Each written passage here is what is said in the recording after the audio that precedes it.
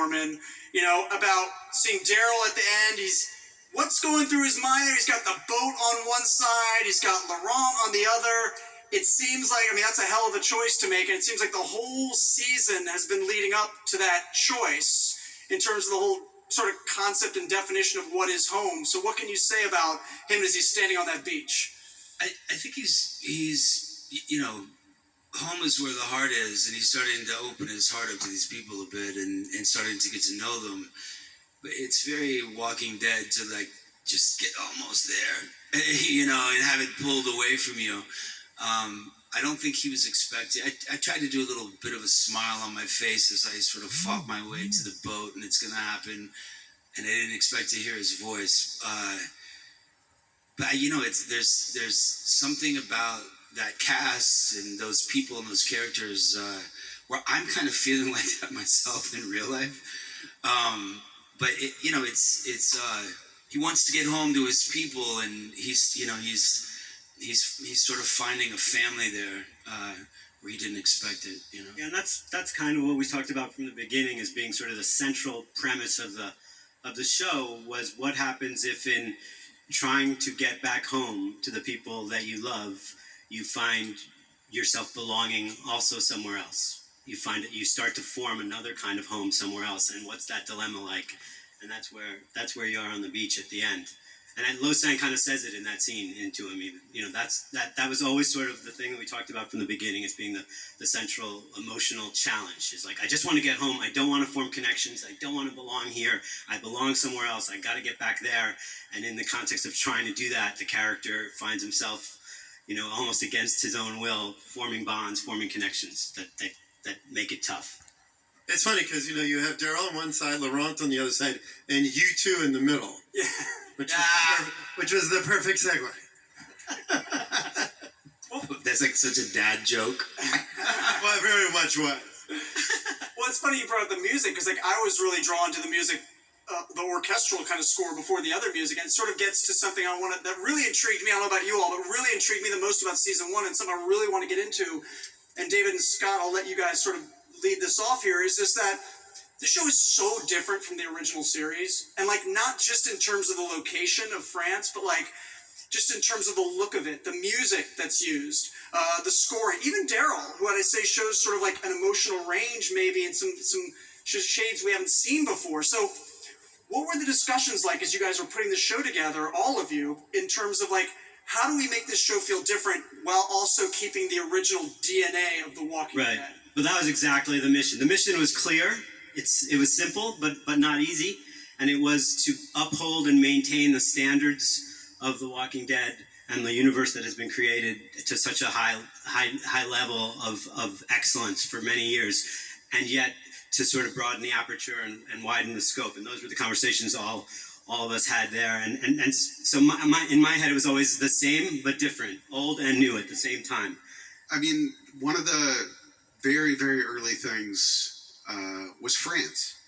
And that seemed to be like a blunt instrument in sort of shaking things up. And I remember talking to Norman about it, and I didn't know how it would land. And I don't know if you cheered or you. I mean, it was. I was excited. Melissa was excited. We were all excited. You know, you're gonna drop this redneck in Paris. Like, how am I gonna figure that out? It was so different. Yeah, I mean, you can see from the wardrobe and just the cinematography. Like, everything's so different on this show.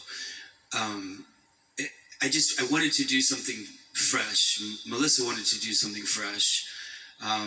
You know, it was like day one, I'm like, how am I going to play Daryl with a scarf on? How am I going to figure that out? Suspenders. Yeah, and suspenders. And we on a scarf. And we made it, you know, remember talking about that because he ends up at the Abbey in episode 1, and he's got to change clothes because he's been in the ocean for a few days. Yeah. And he said, what am I going to wear? And I said, you're going to wear the priest's old clothes, whatever clothes the priest has around, because that's the only man's clothing that's there. And I wanted them to be like as old man as possible, you know, and you know, I just wanted to try different stuff. Like everything's so different. The casts are so good, and our crew is so good. It's wild to work in France because, like in America, like in Georgia, we were like bang, bang, bang, bang. Like we had like 3 cameras and 4 cameras going at the same time. It was like insane. But in France, like you'll do one take, and then they'll stop and roll a cigarette and talk about it. And I'm like, what are we waiting on? And then I found out, I think through David, I think through you, what they were saying. And they were saying, well, what story are we telling with this camera move? And I was like,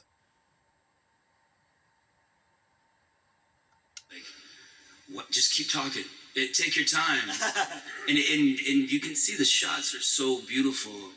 And the crew are so excited to be working on the show. It's really refreshing. It's great. And they were huge fans of the show too. I mean, the show has a big following, obviously here, but overseas, the fans don't have the access to The Walking Dead that you guys do in terms of the panels and things. So when we went over there, people were so excited to be on set. The first time we brought zombies on set, everybody stopped what they were doing and applauded. And they were like touching the zombies like, is that real? How do you do that? And it was really nice because in Georgia, after 12 years, we're like, all right, bring in the zombies. Yeah, whatever, great, okay, sure.